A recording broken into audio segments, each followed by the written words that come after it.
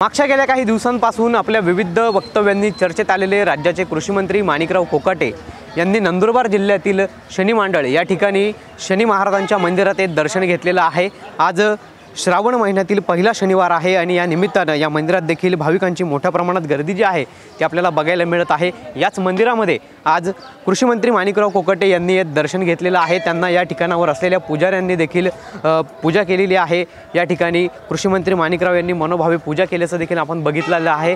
खरं तर कृषी मंत्री माणिकराव कोकाटे हे आपल्या विविध वक्तव्यांनी चर्चेत येत आहेत आणि आज ते नंदुरबार जिल्ह्यातील दौऱ्यावरती आहेत। खरं तर हे नंदुरबार जिल्ह्यात असलेलं शनी मांडळातील शनिदेवाचं मंदिर जे आहे त्याची आख्यायिका देखील एक विशेष आहे।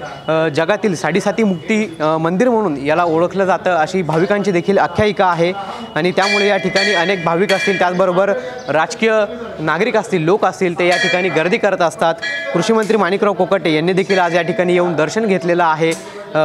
या ठिकाणी पूजाविधी देखील केलेली आहे। खरं तर या मंदिरामध्ये मध्य प्रदेश असेल, गुजरात असेल, त्याचबरोबर राज्यातील देखील भाविक जे आहेत ते येऊन दर्शन घेत असतात। त्यामुळे या प्राचीन मंदिराची आख्यायिका देखील विशेष आहे आणि जगातील साडेसाती मुक्ती केंद्र, साडेसाती मुक्ती मंदिर म्हणून या मंदिराला ओळखलं जातं अशी देखील भाविकांची आख्यायिका आहे, भावना आहे आणि त्यामुळे कृषी मंत्री माणिकराव कोकाटे यांनी देखील आज या मंदिरात येऊन दर्शन घेतलेलं आहे।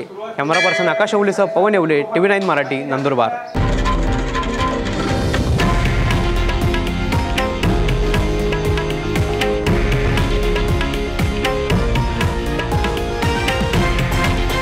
हे आहे देशातील नंबर 1 न्यूज नेटवर्क आणि आपण पाहत आहात TV9 मराठी, एकमेव।